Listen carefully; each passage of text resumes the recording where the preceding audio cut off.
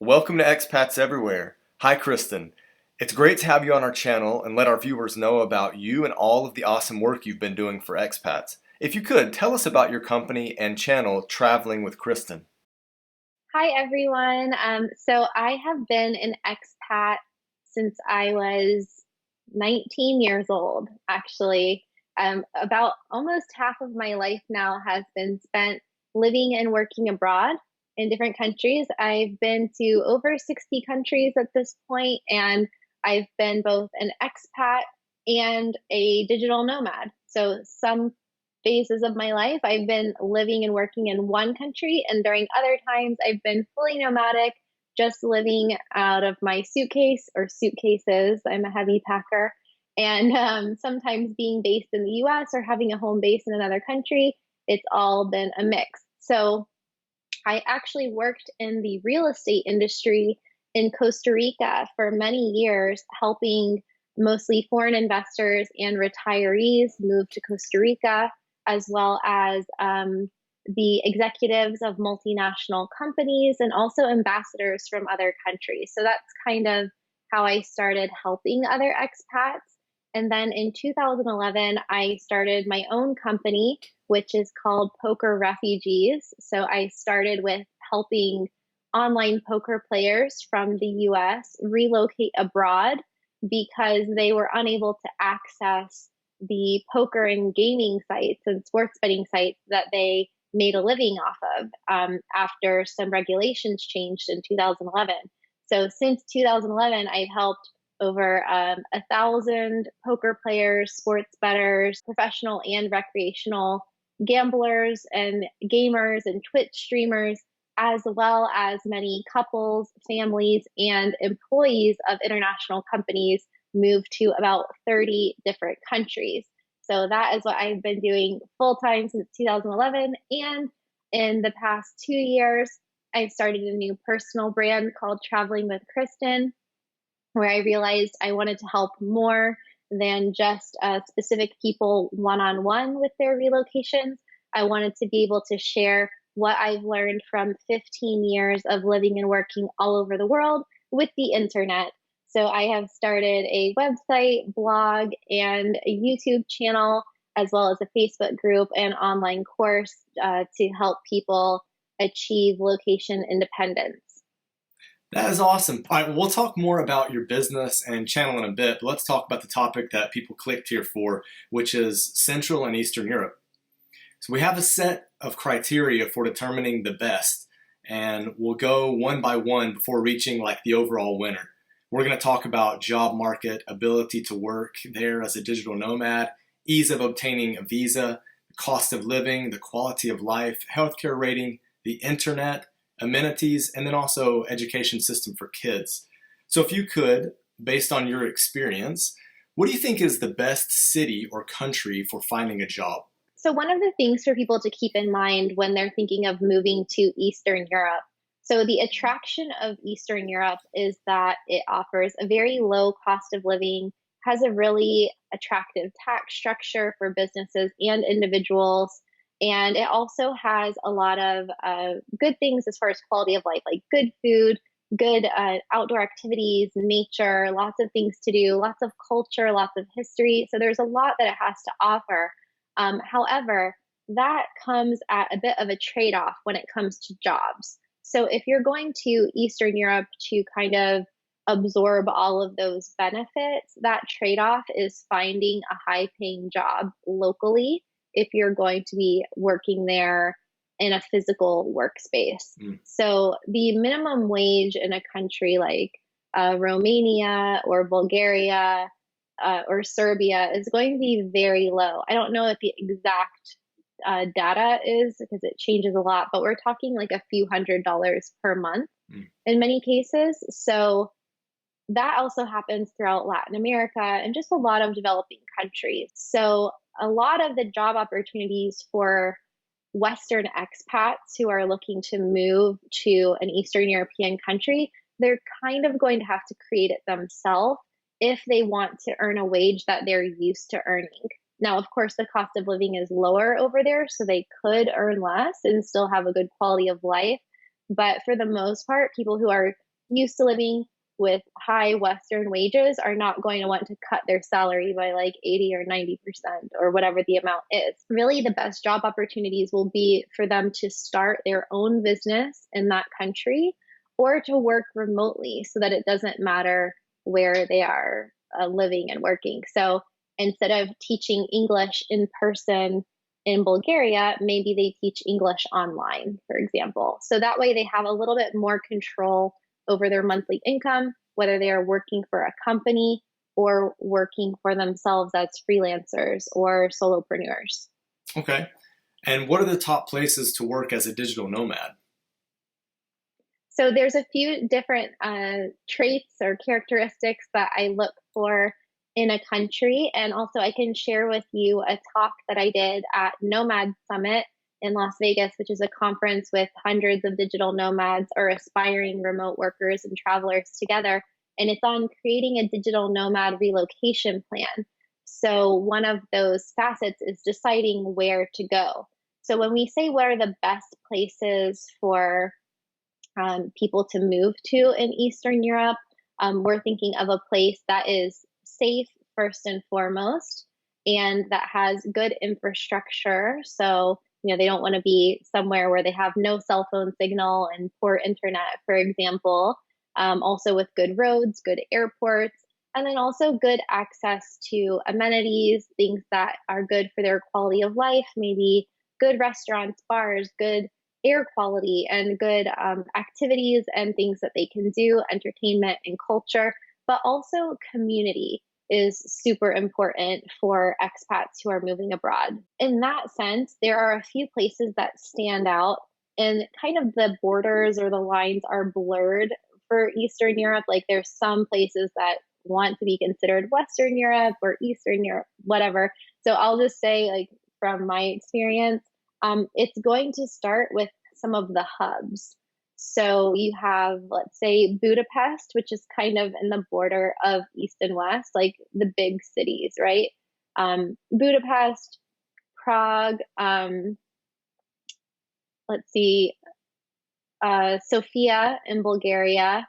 Romania doesn't necessarily have a very big expat community or digital nomad community. So those are some of the good places. Plovdiv, Bulgaria is also good. A few hours from both Bansko and Sofia, which is the capital.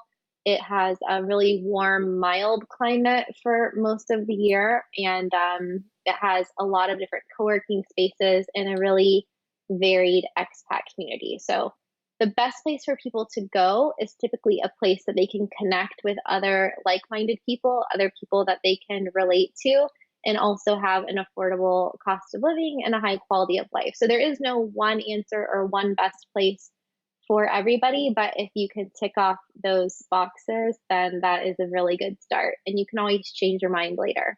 Okay, right. Well, that kind of leads into the next question, which is which country allows you to obtain a visa in the easiest way? So let's say you're from the US or Canada, you want to go live and work in Europe. If you are working for a company that is based there, they can sponsor you for a work permit. So it's going to depend on the nature of your work. So if you're working full time for a company, you're relocating there where you're going to be working for the same company or for another company, I would say getting a work permit is going to be your best option. And that is pretty standardized across the board, especially in places like Europe. You get a sponsor, they can handle all of the paperwork for you, and that is the most straightforward process. If you are starting your own business, you can get a visa or a residency permit as an investor, which can get quite expensive, but it just depends on where you're going and what exact category you're qualifying under. And then if you are a remote worker who is working online, you might not technically need a work visa because you're not physically working there in the country. You're not earning money in the country. You're not taking jobs away from anyone else. And so this is kind of a gray area, kind of a no man's land twilight zone where you don't fit into any of the categories. So you're just there on a tourist visa. Now, the problem with that is that usually after 3 months, you have to leave the country because your visa is expired, and that is when you would need to explore alternative options. Another option would be a study permit. So a lot of my clients who go to Hungary, for example, they sign up for language classes, they get a study permit, and that allows them to stay full time in Hungary and then also travel to other European countries. So that's a really easy way of getting a permit there. Most of Western Europe is very difficult unless you're like a refugee or you're investing 6 or 7 figures into a business. Right. With the exemption of the Netherlands, which has the DAFT visa, which is the friendship treaty between Canada and America and the Netherlands. So that's an exception. It's only like €5,000, I believe. And that gives you a permit to stay up to 5 years. But Bulgaria has a really straightforward residency system. So it's not a visa, but it's actually like a permanent residency path that you can get within just a few months. You can open a business there and you can become a tax resident there and you can stay there. So that's one of the easiest countries. Okay. Where's the best cost of living or value for money? Oh, currently in that area, I would say like Macedonia is one of the cheapest places.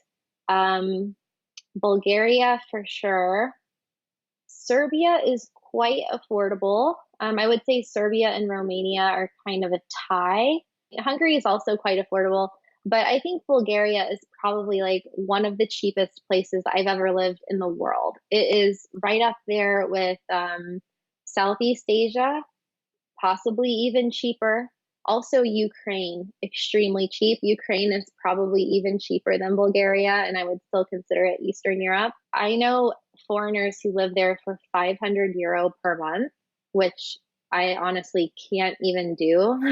I've never done it there. I've never done it in Thailand or Bali or Southeast Asia. My average cost of living when I'm in Bulgaria is around $1,500 to $2,000 a month, which I think is living very comfortably.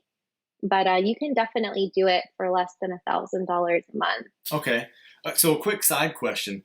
Where do you think geographically the Baltic countries fit? If we're looking at Western Europe and Central and Eastern Europe, do you divide it up that way, or do you have a different way of dividing it up? So the Baltic countries would be like Latvia, Right. Lithuania, Estonia. Estonia. They are Northern Europe, basically. It depends where you go. Latvia and Lithuania, extremely affordable. If you're a local, like the locals in these places are living very cheaply, like less than $1,000 a month. For foreigners, it's a bit difficult. Like you can't expect to match the local cost of living when you first move to a country. You're going Right. to overpay for stuff. You're going to pay more expensive rent, and that's just part of the deal, and that's totally fine, and that's normal. But I still think you can easily live for $1,000 to $2,000 a month in the Baltic states, with the exception of Tallinn in Estonia, where the downtown core, if you want to live there, it's so expensive, it's so small, and it's so touristy that you can easily spend $1,000 or $2,000 a month just on your rent. Mm. So if you're looking at the Baltics, you could live in Vilnius, which is the capital of Lithuania, for example. You could live in Riga, which is even cheaper than Vilnius. But if you're going to Estonia, you're going to find a lower cost of living in the countryside, or at least in the suburbs outside of the downtown of the city center of the old town. So with Bulgaria, I would say the capital of Sofia is more expensive than the countryside. So it's kind of consistent that way. It's kind of comparative to living in Vilnius or Riga, but still very affordable. What do you think has the best quality of life? Which country or city? So that would be work-life balance and pay. The local salaries are quite low, although the population is very well educated. They're very tech savvy, and almost everybody speaks English, at least in the younger generations. Right. So it's very unfair that they have such a lower pay grade, and their like livable wages are so low compared to foreigners. But I find the Baltics and Eastern Europe to have a very high quality of life and a very strong value proposition for what you get. You get comparable history and culture, food, and amenities as you do in Western Europe for like 20% or 10% of the price. So for foreigners going there, I mean, it's just so much cheaper than visiting Western Europe that you really can't go wrong.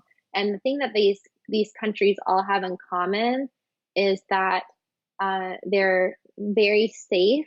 They have very fast internet, very good infrastructure, very low taxes, and they all have four distinct seasons. So you can kind of get that like winter, spring, summer, fall vibe throughout the year. And in some places like Bulgaria, you can go skiing. Of course, you can't do that in the countries that are flatter, like Estonia. Yeah. The winters can be quite long, but you do get that seasonality. You get a lot of fresh local food, and you just get to like experience the different times of year in full force, which is something that you don't get in a lot of places. And they're also very low population density countries. It's kind of hard to choose just one. I would say in a perfect world, I would live in different places during different times of year. So maybe I would spend the summer in Lithuania and the winter in Bulgaria, so I could go snowboarding. The shoulder season in Hungary and Czech Republic and Slovakia. I think if you go there during the spring or the fall, if you're living there seasonally and kind of moving between countries, you can get really good weather with higher availability for housing, lower prices, lower rates, less tourists around. And so those are good times to be there. Who rates highest in terms of healthcare, both in cost and quality? So if you had to pick like an overall winner, who would it be?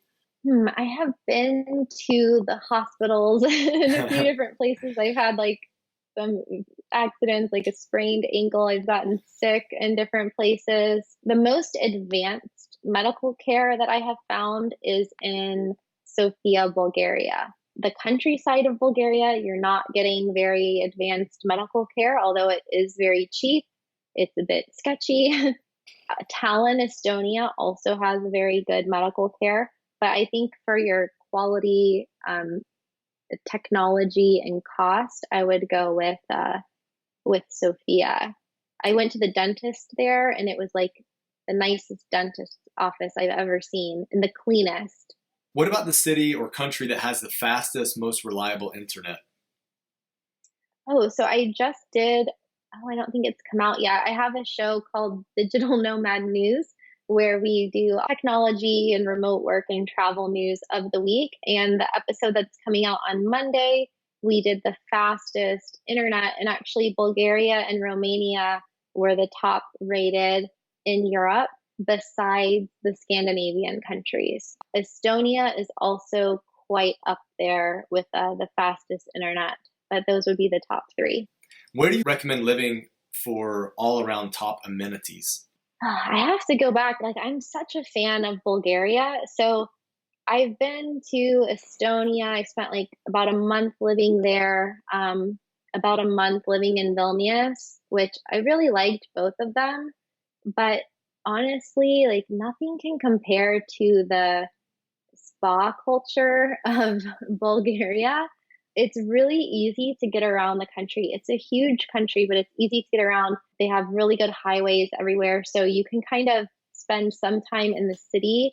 You're going to get a completely different lifestyle experience living in Sofia versus if you're living in Bansko or one of the small towns. But you can get amazing food from all over the world.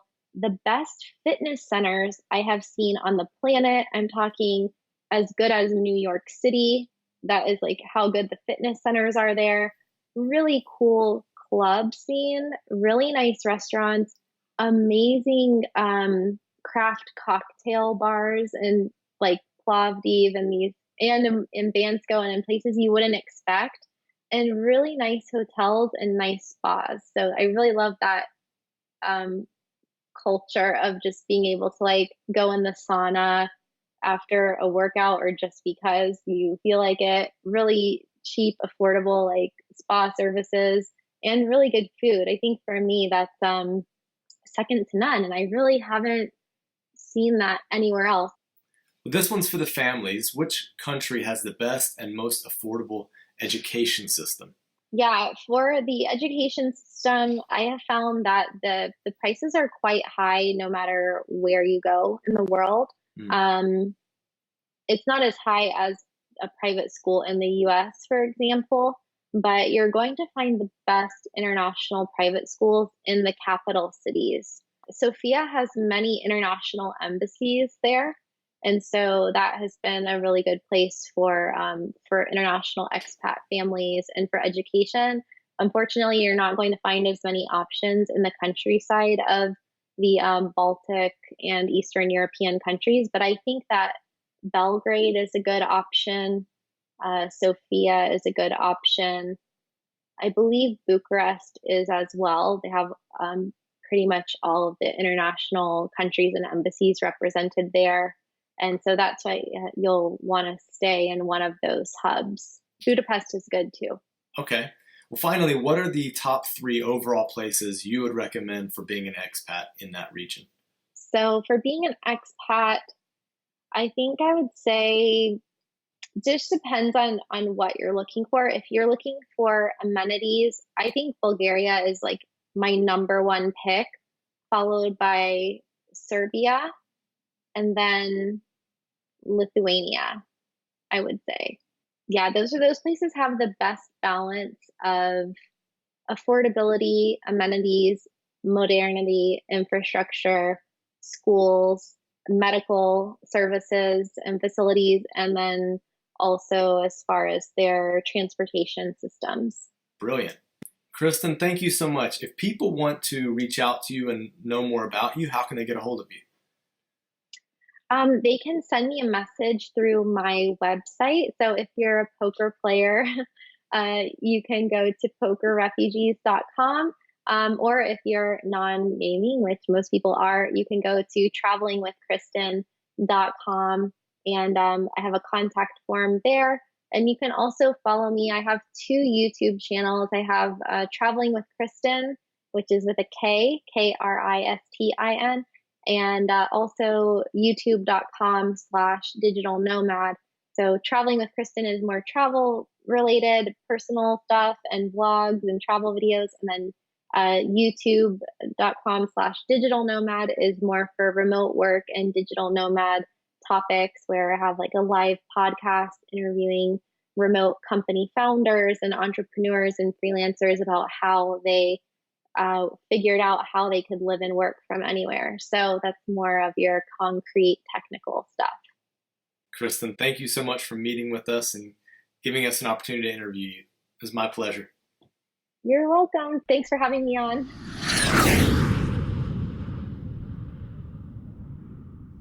We have a lot of commenters make statements about this, so we're going to ask you, what is an expat? An expat is simply somebody who chooses to live and work outside of their home country. So there is a lot of kind of confusion between like immigrants and expats, but typically an expat is somebody who is living abroad for a set period of time, whereas an immigrant is somebody who's moving abroad permanently. Okay, great.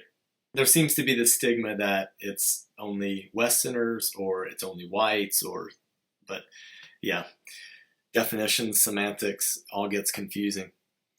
Yeah, I think that comes from when it became possible to be an expat, when people were being sent on location for work. I think it started with multinational companies. That's right.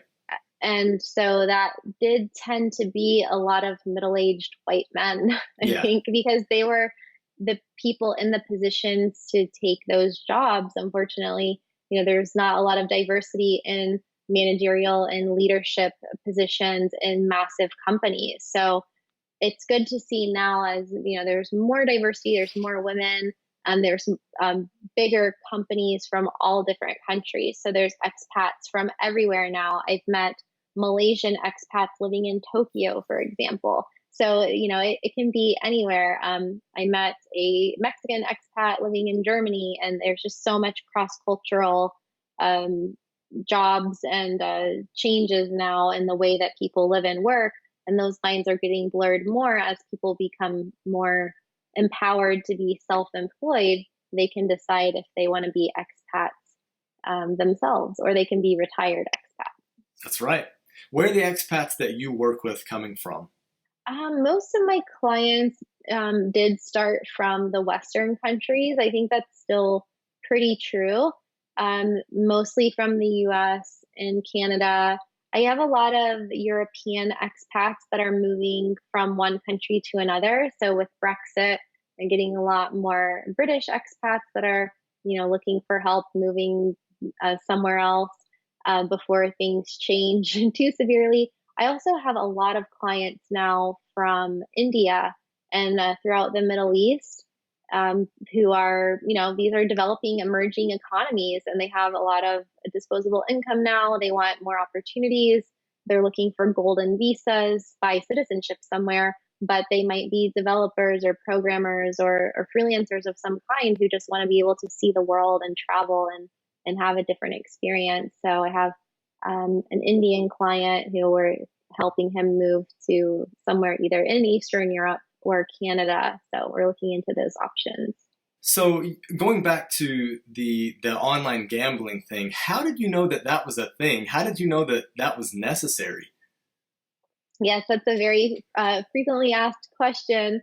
And when I launched the company, it was very controversial at the time, this concept of helping US citizens move out of the US. But the reason that I was aware of what was going on is because I was based in Costa Rica. And for anyone who has been to Costa Rica or is familiar with that area, San Jose and the Central Valley is a very popular hub for expats and international businesses. Mm. And it is also the hub of the online gaming industry, or one of them. There's also some in Europe and now in Asia. But for whatever reason, maybe it was the geography or the time zone, there were a lot of offshore gambling companies, also because of tax reasons. Just a very nice business climate for them to operate in Costa Rica. So because I was living there, I just by virtue of being a part of the expat community, I got to know a lot of the people who worked at those companies or who owned those companies, and they were my real estate clients. So I would help them find houses to rent or to buy or to rent out as investment properties.